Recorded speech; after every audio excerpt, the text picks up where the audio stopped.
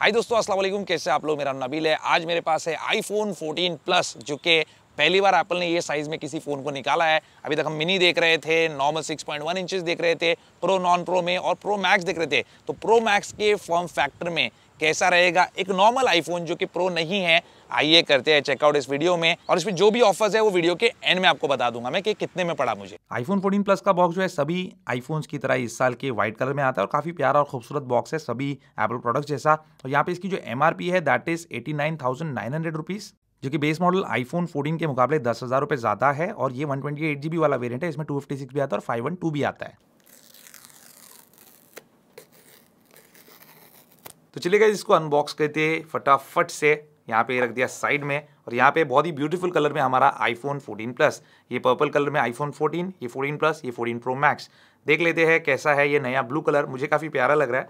और यहाँ पे बॉक्स के अंदर क्या कुछ है, तो वही कहानी है, केबल एप्पल की, कोई चार्जर नहीं, और यहाँ पे आपको एक एप्पल स्टिकर मिलेगा व्हाइट कलर में। अब ये है फर्स्ट लुक आपके आईफोन 14 प्लस का। अब यहाँ पे पहले सबसे ये जो पेपर है व्हाइट वाला, ये हटा देता हूँ मैं। अब यहाँ पे ये जो दो कलर्स है, ये 14 में और 14 प्लस में, ये दो नए कलर्स है, ये है पर्पल और ये है ब्लू कलर। और आईफोन 13 का अगर ब्लू हम देखते तो कुछ इस तरीके से दिखता था, और आईफोन 12 सीरीज का जो कलर था ब्लू कलर, वो कुछ इस तरीके से दिखता था। तो यहाँ पे सारे जो ब्लू कलर्स है वो मेरे पास है 12, 13 और ये है 14 प्लस। तो तीनों ब्लू में आपका फेवरेट ब्लू कौन सा है मुझे बताइए। मुझे एक तो 13 का ब्लू काफी अच्छा लगता है, और अब ये 14 वाला ब्लू भी ठीक ठाक ही लग रहा है मुझे। सबसे पहले गाइस इसको मैं टर्न ऑन कर देता हूँ, और यहाँ पे आपको सेटअप प्रोसेस जो है बता देता हूँ। कोई भी आईफोन आप कभी भी खरीदो नया, और पुराना आईफोन आपके पास है, तो आपको सिर्फ एक स्टेप फॉलो करना होता है। ये हेलो वाली स्क्रीन पे जैसे ही आप आ जाते हो, जैसे आप फोन को ऑन करते हो, तो बस स्वाइप अप यहाँ से कर दो। कोई भी मैनुअल सेटअप आपको करने की जरूरत नहीं है। आपके पास आपका पुराना आईफोन है जिसका आप पूरा डेटा इस पर ट्रांसफर करना चाहते हैं, बस दोनों आईफोन को करीब लेके आइए, यहाँ पे कंटिन्यू पे टैप कर लीजिए अपने ओल्ड आईफोन के ऊपर। नए आईफोन के ऊपर एक बड़ा ही प्यारा सा एनिमेशन आ जाएगा, और पुराने आईफोन के ऊपर आपका कैमरा ओपन हो जाएगा। देखिए कैमरा यहाँ पे ओपन हो गया है, और इससे बस आपको स्कैन करना है इस तरीके से, और आपका सारा डेटा जो है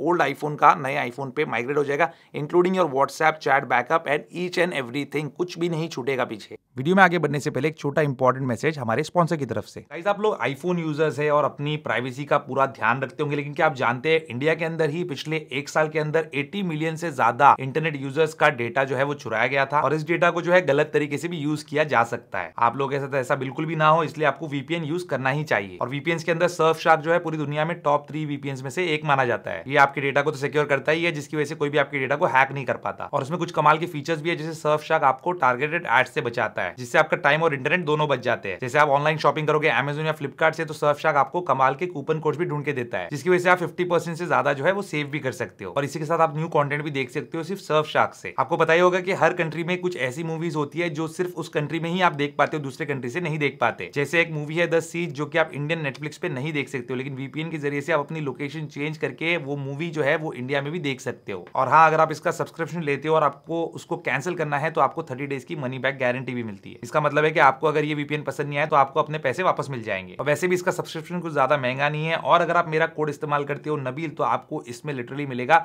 82% का ऑफ, और साथ ही 3 एक्स्ट्रा मंथ जो है वो फ्री भी मिल जाएंगे। तो देर के इस बात की डिस्क्रिप्शन वाले लिंक को इस्तेमाल करो, और कूपन कोड नबील को इस्तेमाल करना मत भूलना। तो गाइस, आपने अनबॉक्सिंग देख ली, सेटअप देख लिया। अब ये आईफोन 14 प्लस है एग्जैक्टली कितना बड़ा, वो देखने के लिए आप यहाँ पे देख लीजिए। ये प्लस रखा हुआ है, ये 14 नॉर्मल रखा हुआ है, और ये मिनी रखा हुआ है। अगर मैं मिनी को यहाँ से फ्रेम से हटा दूँ तो आपको ऐसा लगेगा मिनी और नॉर्मल जो नॉन प्रो मॉडल है वो रखा हुआ है, लेकिन ऐसा नहीं है। ये देखो मिनी लेके आ जाता हूँ ताकि आपको समझ में आ जाए। तो ये 5.4 इंचेस, ये 6.1 इंचेस और ये 6.7 इंचेस का फोन है। अगर आईफोन 14 प्रो मैक्स को मैं आईफोन 14 प्लस के साथ यहाँ पे आपको साइज कंपैरिजन के हिसाब से बताऊं, तो देख सकते हैं कि दोनों जो है सिमिलर साइज के हैं। अब यहाँ पे डायमेंशन सिमिलर है, लेकिन यहाँ पे वेट में फर्क है। आईफोन 14 प्रो मैक्स जो है ये 240 ग्राम का फोन है, और आईफोन 14 प्लस जो है ये 204 ग्राम के आसपास है। तकरीबन 40 ग्राम्स का जो है दोनों में डिफरेंस है। 204 240 ग्राम्स। मैं इंग्लिश में भी बोल देता हूँ कि कुछ हमारी ऑडियंस है जो हिंदी में जो नंबर्स है उसको समझती नहीं है, खास करके जो साउथ इंडिया से देख रहे हैं। और यहाँ पे जो हमारा आईफोन 14 है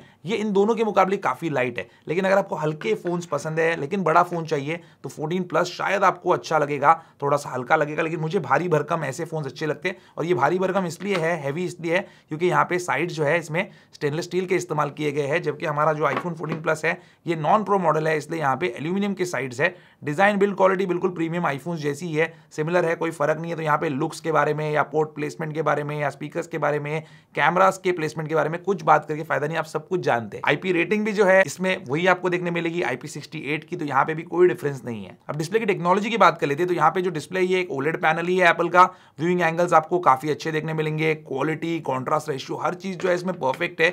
लेकिन ये डिस्प्ले जो प्रो मॉडल्स है उससे इंफीरियर डिस्प्ले है। क्यों ऐसा है? क्योंकि यहाँ पे आपको जो रिफ्रेश रेट मिलता है इस डिस्प्ले के अंदर दैट इज जस्ट 60 हर्ट्ज का रिफ्रेश रेट, जबकि आपको आईफोन 14 प्रो और प्रो मैक्स के अंदर जो रिफ्रेश रेट मिलता है वो अप टू 120 हर्ट्ज है, क्योंकि इसमें प्रो मोशन डिस्प्ले आता है। और ऐसा प्रो मोशन डिस्प्ले जो कि एक LTPO पैनल भी है, तो यहाँ पे 1 हर्ट्ज तक ये जा सकता है, जिसकी वजह से यहाँ पे आपको प्रो मॉडल्स के अंदर ये ऑलवेज ऑन मोड भी देखने मिलता है। ऑलवेज ऑन मोड बैटरी सक्कर तो है, लेकिन एक फीचर है यहाँ पे जो प्लस मॉडल्स के अंदर और नॉन प्रो मॉडल्स में आपको मिसिंग देखने मिलेगा। 14 प्लस का डिस्प्ले जो है ये 800 निट्स की ब्राइटनेस दे सकता है टिपिकल कंडीशन में, और अगर आप HDR कंटेंट व्यू करते हो तो ये 1200 निट्स तक जा सकता है, which is more than enough. 800 nits आपको आउटडोर विजिबिलिटी कमाल की देगा, कोई इशू नहीं है। लेकिन आपको अगर बहुत ज्यादा ब्राइटनेस चाहिए तो फिर आपको जाना चाहिए प्रो मॉडल्स के लिए, जहां पे आपको मिल जाती है peak brightness up to 2000 nits. बाकी 14 प्लस और 14 प्रो मैक्स की जो पिक्सल डेंसिटी है वो यहाँ पे ऑलमोस्ट सिमिलर है।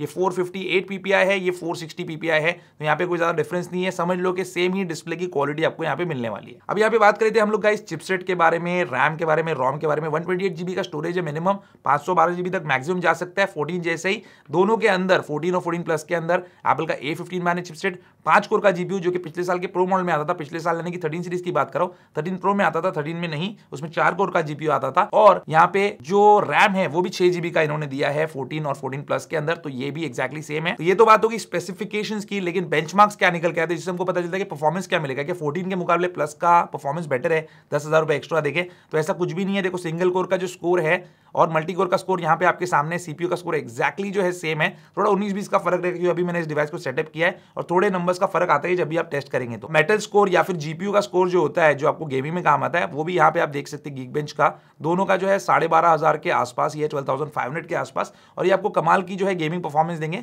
बस रेस्ट्रिक्शन यही है कि डिस्प्ले जो है वो 60 हर्ट्ज का है, 60 हर्ट्ज का है। अब बात कर लेते हैं कैमरास के बारे में, तो कैमरास वही है जो 14 के अंदर आते हैं, वही 14 प्लस में है। पीछे 12 मेगापिक्सल के 2 कैमरा, 12 मेगापिक्सल फ्रंट कैमरा भी यहाँ पे ट्रू डेप्थ कैमरा सिस्टम वाला नॉच के साथ आता है, 12 मेगापिक्सल वाला। अब ये दोनों फोन के जो कैमरास है ये बहुत ही सिमिलर, इसमें कोई फर्क आपको देखने नहीं देगा। कैमरा कंपैरिजन करो, कुछ भी करो, आपको जो है एक्जैक्टली सेम नजर आएंगे। इस बार के जो 14 सीरीज है उसके अंदर नया क्या दिया है 13 के मुकाबले, एक तो फोटोनिक इंजन दिया जिसमें आपको थोड़े कलर्स वगैरह बेटर निकल के आते हैं, नाइट मोड थोड़ा सा बेटर निकल के आता है, सिनेमैटिक वीडियो मोड में आपको 4K मिल जाता है। 4K के अंदर आप जो है फ्रेम रेट भी एडजस्ट कर सकते हो, ये पिछले साल के 13 सीरीज के अंदर नहीं था, प्रो में भी नहीं था। और आखिरी चीज है वीडियो के अंदर ये एक्शन मोड, जो आपको बहुत ही ज्यादा कमाल का स्टेबलाइजेशन दिखाता है when compared to older iPhone models, और ये सच में बहुत अच्छा काम करता है। बस ये 4K में शूट नहीं करता, 2.8K में करता है। कुछ चीजें हैं जो 14 के अंदर और 14 प्लस के अंदर कम है, जैसे मैक्रो मोड इसके अंदर नहीं आता, जो कि प्रो मॉडल में आता है। आगे कंपैरिजन करूंगा जब, तब आपको समझ में आ जाएगा। अब बैटरी लाइफ के बारे में बात करने के सीधा एप्पल के वेबसाइट पे लेके आता हूं, और यहाँ पे आपको बता देता हूं कि तीनों फोन जो एक दूसरे के साथ कैसे कंपेयर करते हैं, आईफोन 14 प्लस, आईफोन 14 और 14 प्रो मैक्स। यहाँ पे तीनों जो है मैक्स सेफ, ची चार्जिंग सब कुछ सपोर्ट करते हैं, लेकिन यहाँ पे वीडियो प्लेबैक जो है